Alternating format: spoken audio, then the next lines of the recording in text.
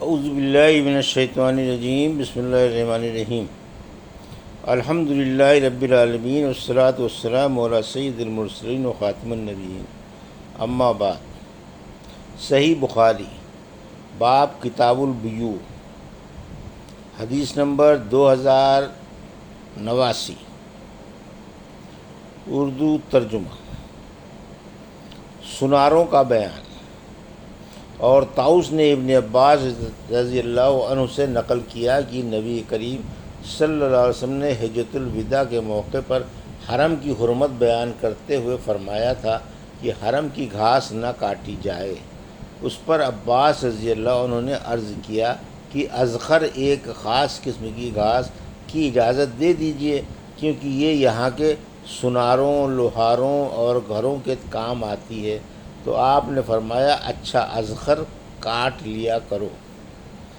ہم سے عبدان نے بیان کیا، انہوں نے کہا کہ ہمیں عبداللہ بن مبارک نے خبر دی، انہوں نے کہا کہ ہمیں یونس نے خبر دی، انہوں نے کہا کہ ہم سے ابن شہاب نے، انہوں نے کہا کہ ہمیں زین العابدین علی بن حسین رضی اللہ عنہ نے خبر دی، انہیں حسین بن علی رضی اللہ عنہ نے خبر دی کہ علی رضی اللہ عنہ نے فرمایا کہ غنیمت کے مال میں سے میرے حصے میں ایک اونٹ آیا تھا، اور ایک دوسرا اونٹ مجھے نبی کریم صلی اللہ علیہ وسلم نے خمس میں سے دیا تھا۔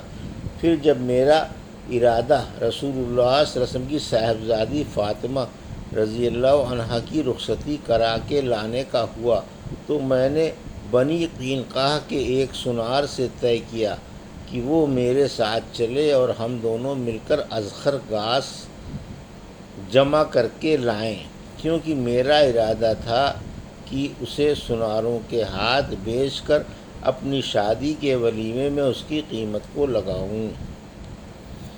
حدیث نمبر 2090، اردو ترجمہ۔ ہم سے اسحاق بن شاہین نے بیان کیا، کہا کہ ہم سے خالد بن عبداللہ نے بیان کیا، ان سے خالد نے، ان سے اکرمہ نے اور ان سے ابن عباس رضی اللہ عنہ نے کہ رسول اللہ صلی اللہ علیہ وسلم نے فرمایا، اللہ تعالیٰ نے مکے کو حرمت والا شہر قرار دیا ہے، یہ نہ مجھ سے پہلے کسی کے لیے حلال تھا اور نہ میرے بعد کسی کے لیے حلال ہوگا۔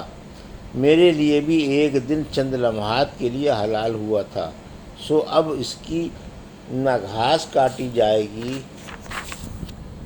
نہ اس کے درخت کاٹے جائیں، نہ اس کے شکار بھگائے جائیں، اور نہ اس میں کوئی گری ہوئی چیز اٹھائی جائے۔ صرف معروف یعنی گمشدہ چیز کو اصل مالک تک اعلان کے ذریعے پہنچانے والے کو اس کی اجازت ہے۔ عباس بن عبد المطلب رضی اللہ عنہ نے عرض کیا کہ اذخر کے لیے اجازت دے دیجیے کہ یہ ہمارے سناروں اور ہمارے گھروں کی چھتوں کے کام میں آتی ہے۔ تو آپ صلی اللہ علیہ وسلم نے اذخر کی اجازت دے دی۔ اکرمہ نے کہا، یہ بھی معلوم ہے کہ حرم کے شکار کو بھگانے کا مطلب کیا ہے؟ اس کا مطلب یہ ہے کہ کسی درخت کے سائے تلے اگر وہ بیٹھا ہوا ہو تو تم سائے سے اسے ہٹا کر خود وہاں بیٹھ جاؤ۔ عبد الوہاب نے خالد سے اپنی روایت میں یہ الفاظ بیان کیے کہ اذخر ہمارے سناروں اور ہماری قبروں کے کام میں آتی ہے۔ حدیث نمبر 2091، اردو ترجمہ۔ کاریگروں اور لوہاروں کا بیان۔ ہم سے محمد بن بشار نے بیان کیا، کہا کہ ہم سے محمد بن ابی عدی نے بیان کیا، ان سے شعبہ نے، ان سے سلیمان نے، ان سے ابو زحا نے، ان سے مسروق نے اور ان سے خباب بن ارت رضی اللہ عنہ نے کہ میں جاہلیت کے زمانے میں لوہار کا کام کیا کرتا تھا۔ عاص بن وائل کافر پر میرا کچھ قرض تھا، میں ایک دن اس پر تقاضا کرنے گیا، اس نے کہا کہ جب تک تو محمد صلی اللہ علیہ وسلم کا انکار نہیں کرے گا میں تیرا قرض نہیں دوں گا۔ میں نے جواب دیا کہ میں آپ کا انکار اس وقت تک نہیں کروں گا جب تک اللہ تعالیٰ تیری جان نہ لے لے، پھر تو دوبارہ اٹھایا جائے۔ اس نے کہا کہ پھر مجھے بھی مہلت دے کہ میں مر جاؤں، پھر دوبارہ اٹھایا جاؤں اور مجھے مال اور اولاد ملے گا۔ اس وقت میں بھی تمہارا قرض ادا کروں گا۔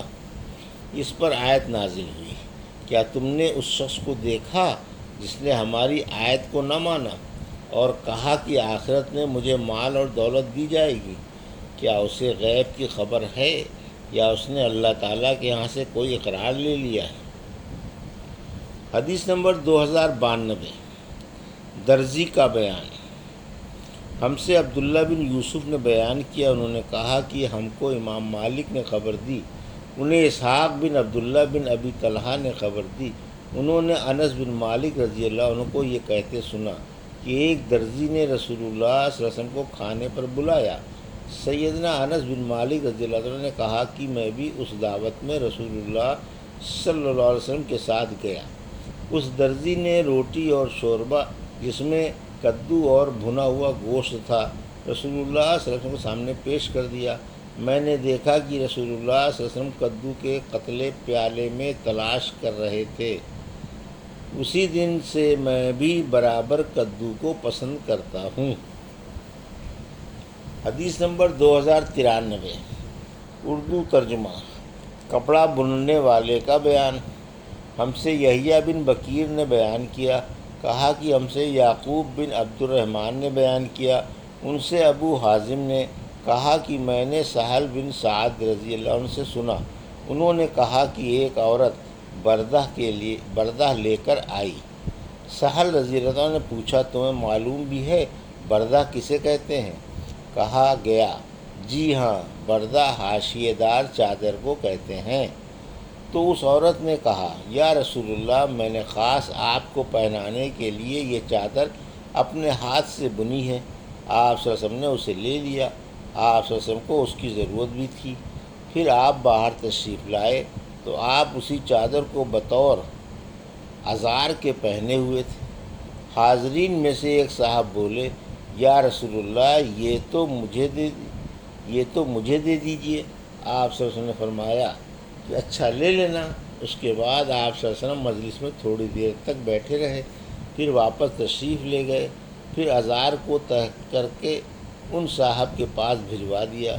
لوگوں نے کہا کہ تم نے آن حضرت صلی اللہ علیہ وسلم سے یہ ازار مانگ کر اچھا نہیں کیا، کیونکہ تمہیں معلوم ہے کہ آپ کسی سائل کے سوال کو رد نہیں کیا کرتے ہیں۔